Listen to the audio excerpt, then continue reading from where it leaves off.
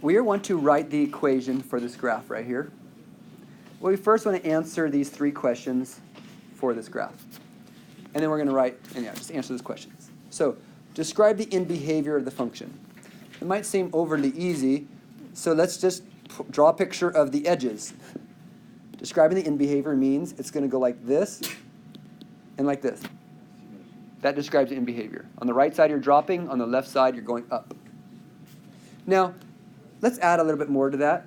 Could we actually, from that, describe our a value and our degree? Even though it doesn't ask for that, let's talk about it. What is my a value? Is it positive or negative? Since it's dropping as it goes to the right, it is a negative a value. Do you see how it's dropping down here? Because it's dropping, it's a negative a value. And my degree, well, is it odd or even? Do you see how they go opposite directions? So this is an odd degree. I don't know the actual number, I just know it's odd. So in the end, we should have an odd degree, and it should be going down on the right, so a negative a value. Okay, next, let's find these zeros. So these are the zeros right here. So we're going to write the zeros out. So my zeros are, well, that one, and that one. We just write exactly what the zeros are. The zeros are the x-intercepts. So that right there is -1. It's not the opposites. That's -1. This one's 2, and this one's 5. So 2 and 5. Those are my 3 zeros. Now, they're not the opposites. Down here when we write the equation, oops, that will be the opposites when we write the equation right here.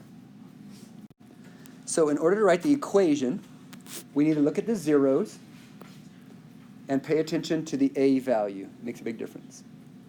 So I have y equals, I have 3 zeros, so I have x something, x something, x something. My a value was negative. Remember, my a value is negative. So I could put any negative number or just put a negative up here. I know my a value is negative. We need to now figure out what these numbers are and then what powers they each have. So let's think about this. All right, we have a -1, but here it's not going to be -1. It's the opposite of that. Because this will be a +1. Stop and think. Doesn't it have to be a +1? Because when you plug in -1, won't that create a 0? So what goes here is not 2, but -2. Because it's the opposite, because a 2 minus 2 gives you 0. And the last one is not 5, but -5. Last step is, what are the powers? Well, let's look at how we went through each time. Is that a straight through and a straight through and a straight? Are they all straight through? Yeah. So aren't straight through 1 powers? Oh, if they're all straight through and they're 1 powers, do I have to put a 1 on these? Or can I just leave them off? You can leave them off, or you could put a 1, whatever makes you happy. But a 1 isn't really necessary. So we're done. That right there is the equation, or an equation, for this sketch.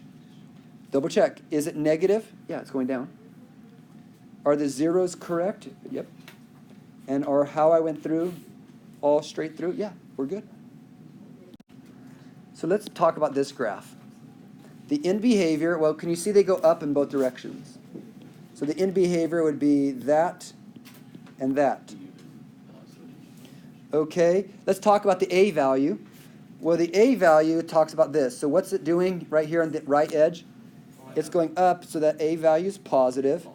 And what kind of degree is it? Well, if they're both going up, isn't that even?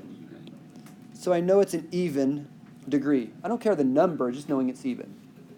Those two are going to be very important ideas, especially the a value. The zeros, let's find our zeros.